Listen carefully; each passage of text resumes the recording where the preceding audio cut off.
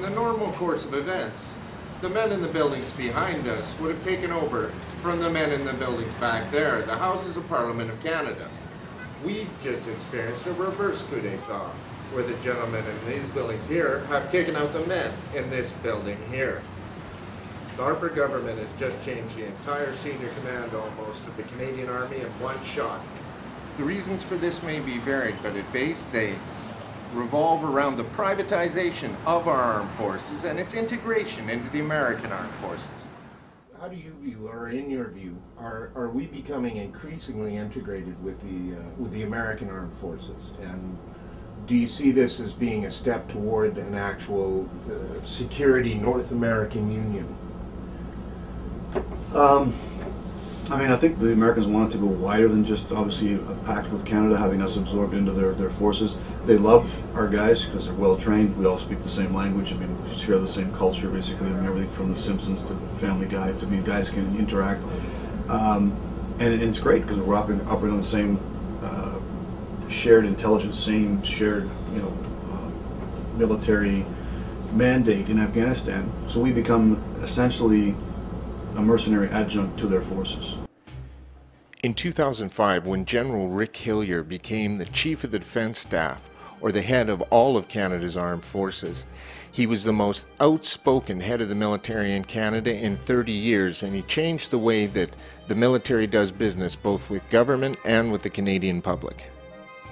General Rick Hillier has a very specific resume. He was a graduate of the U.S. Army's War College, and he then went on to be the first Canadian to be Deputy Commander of the 3rd Corps of the U.S. Army based in Fort Hood, Texas. In 2008, General Rick Hillier replaced himself with General Walter Natinchuk, a man with the exact same resume, a U.S. Army War College graduate and a Deputy Commander in the U.S. Army's 3rd Corps. He was with the U.S. Army 3rd Corps during the brutal invasion and occupation of Iraq. He was then Deputy Commander of the Iraqi Multinational Corps, a primarily U.S. formation. Peter Devlin, a man with the exact same resume as Natinchuk and Hillier. He was second in command of the U.S. Army 3rd Corps and then went on to become commander of the Multinational Corps in Iraq during the brutal occupation. General Devlin is also a U.S. Army War College graduate. This institution is used by the United States to indoctrinate foreign officers in their way of looking at the world and to form deep relationships between senior U.S. commanders and foreign soldiers. All three of these men's major combat experience as soldiers has been with United States forces during their invasions and occupations of both Iraq and Afghanistan. Given the Harper government's close relationship with the American right wing, it should come as no surprise that we here in Canada are experiencing an unprecedented period of integration with both U.S. military policy and their foreign policy all over the world. We have also signed many binding agreements with the United States. In some cases, like the Civil Assistance Plan, these agreements allow U.S. forces to cross our borders and to enforce the law on Canadian citizens. Our new counterinsurgency or COIN manual is also an exact copy of the U.S. document.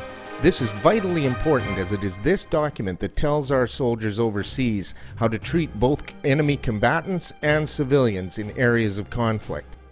Are the Canadian forces being assimilated by the Americans, right?